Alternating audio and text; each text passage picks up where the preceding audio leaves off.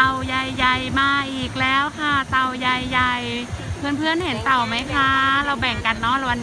รอบนี้ก็จะเป็นผักบุ้งนะคะ เต่าใหญ่มากเลยเห็นไหมคะเนี่ยค่ะเต่าใหญ่ใ